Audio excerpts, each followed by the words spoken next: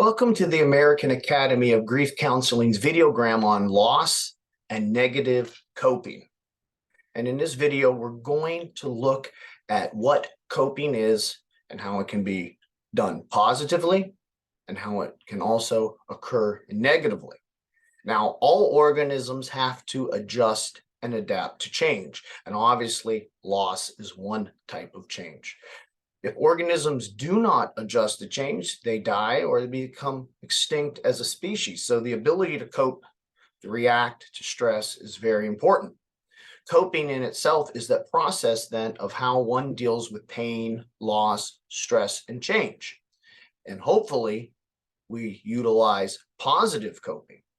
Positive coping adjusts to the loss in a healthy way, and it permits healing, while negative coping is maladaptive and it looks to avoid the loss in some way, and this prevents healing.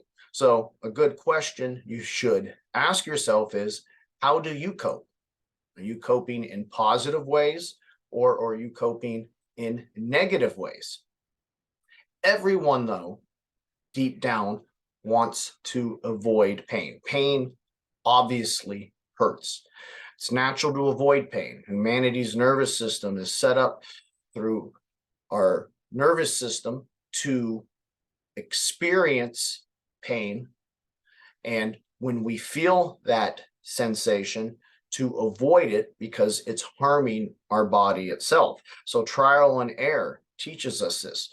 As young children who touch maybe a hot stove for the first time, they feel that sensation of pain, and the human body teaches oneself to then avoid repeating this.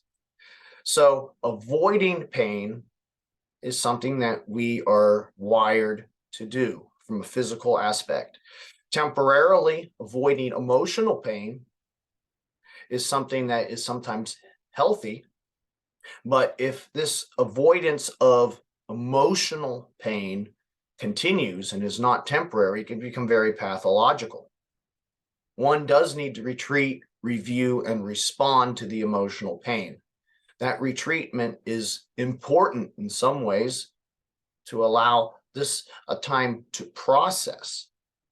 But if that retreat is continual, if the individual continues to deny the loss and it becomes a constant behavior, then it becomes maladaptive in its very nature, and it's destructive and counter to healing in itself. So negative coping looks to avoid pain at the expense of healing. It's extreme in whatever direction it sometimes goes. And the purpose is to numb oneself for too long, not just initially. So individuals utilize various maladaptive coping strategies. This includes one type of way of social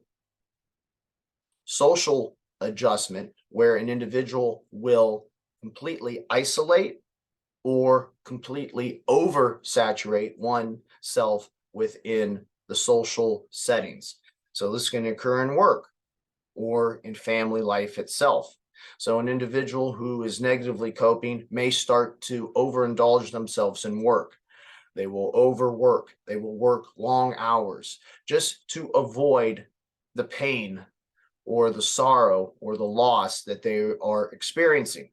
Or they may negatively cope in the opposite direction through complete isolation, calling off from work, not participating in life the way they should.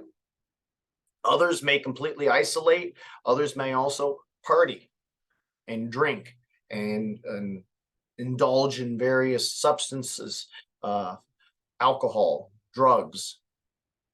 So substance abuse might become something of a way of their isolation, or also a way of numbing the pain itself. Others will avoid places completely. They'll change their behaviors. Maybe they'll excessively sleep, food indulgences. There are so many ways that individuals will look to escape pain, escape the loss. And they are always in extreme amounts in various directions, socially or in terms of various habits that the individual takes upon. Now, positive coping is what we hope. In positive coping, we see a healthy adjustment where there is a reframing of the loss and incorporating that loss into one's new life. It's a reconstruction of the meaning in one's life without this particular thing that has been lost, whether it's a job, whether it's a pet, whether it's a family member that has passed away. There is a change that has taken place and a reframing needs to be done. Ways that you can cope beyond just a mental reframing include spirituality, meditation, yoga, physical exercise, adjusting with the loss and the responsibilities in a healthy way where you still will not be terrified to go to a particular place, or you will adjust in a way where you don't completely isolate yourself, but you also don't completely oversaturate yourself in terms of social things that you have to do. You are adjusting with the loss in mind. Memorializing the loss is an excellent way to pour energy into a loss itself. When one memorializes the loss, they acknowledge it in a healthy way and try to understand the loss in a more healthy way by giving new meaning to that individual that they have just lost through memorializing, through remembrance, and keeping that person alive within their heart. Obviously, positive coping also includes discussing the loss with family and friends, utilizing counseling as necessary, and most importantly, acknowledging the loss and doing the necessary grief work. And that's a key word, grief work. So there are a variety of ways that individuals, as human beings, as organisms, react to loss, react to stress, and it's important to adjust to these things. Unfortunately, sometimes individuals will negatively adjust through negative coping strategies, through isolation, oversaturation, substance abuse, bad eating habits, or bad sleep habits, or other ways where individuals will attempt to numb the pain. It's important to reframe and rethink and understand the loss by acknowledging it and working one's way through it.